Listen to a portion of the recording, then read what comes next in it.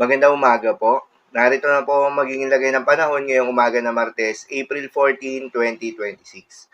Pero bago yon, baka pwedeng pa-like and share naman ng video na ito. Comment ka na rin kung taga saan lugar ka para malaman natin kung hanggang saan umabot ang video na ito. Huwag mo din kalimutan na mag-follow at mag-subscribe sa ating Facebook page at YouTube channel. Sa kasalukuyan na tayo sa Pag-asa, nag-e-extend pa rin itong ridge ng high pressure area at nakakaapekto sa may northern Luzon. Ibig sabihin yung mga lugar na apektado nito ay may mababang tsansa ng mga kaulapan na may mababang tsansa rin ng mga pag-ulan. Habang sa nalalaming bahagi pa ng ating bansa, ay asahan naman yung generally fair weather condition, mainit at malinsangan na panahon sa umaga hanggang sa tanghali. Subalit hindi inaalis yung tsansa ng mga biglaan at panandaliang buhos ng ulan na dulot ng mga localized thunderstorms. Samantala, patuloy pa rin na binabantayan itong bagyo sa labas ng Philippine Area of Responsibility na may international name na Bagyong Sinlaku. Ito ay nasa Super Typhoon category. Huli itong namatahan sa laing 2,565 kilometers, silangan ng southeastern Luzon. Taglay lakas ng hangin na umabot sa 215 kilometers per hour malapit sa gitna at pagbugso na umabot sa 265 kilometers per hour. Kumikilos pa northwestward sa bilis na 15 kilometers per hour.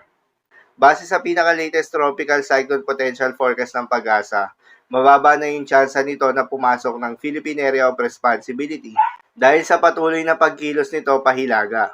Subalit posible pa rin ang mga pagbabago.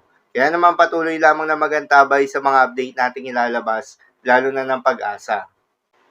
Para naman sa magiging lagay ng panahon ngayong araw na Martes dito sa Luzon, dahil sa epekto nitong ridge ng high pressure area, asahan sa may northern Luzon ang bahagyang maulap na kalangitan na may mababang tsansa ng mga pag-ulan. Habang sa ilalaming bahagi pa ng ating bansa, kasama ng Metro Manila, ay asahan naman yung bahagyang maulap hanggang sa maulap na kalangitan na may kalat-kalat ng mga pag-ulan o thunderstorms na dulot ng mga localized thunderstorms.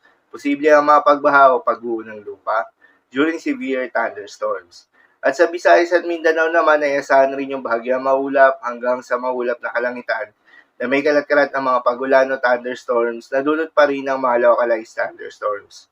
Posible rin ang mga pagbaha o pagguho ng lupa during severe thunderstorms. Madalas nabobo ang mga thunderstorms na ito tuwing hapon o gabi na nagtatagal ng 1 hanggang 2 oras. Kaya naman ingat sa mga posibleng banta ng pagbaha at pagguho ng lupa, lalong-lalo na sa mga lugar na inuulan na noong mga nakaraang araw pa.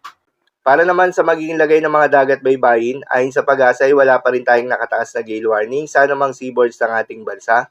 Kaya naman malayang makakapamalaot yung mga kababayan nating mangingisda. At yung may mga maliliit na sasakyang pandagat, subalit iba yung pag-iingat pa rin, lalo na kung meron tayong offshore thunderstorms activity, asahan yung paglakas ng hangin at kakibat nito ay pagtaas rin ng mga pag-alon.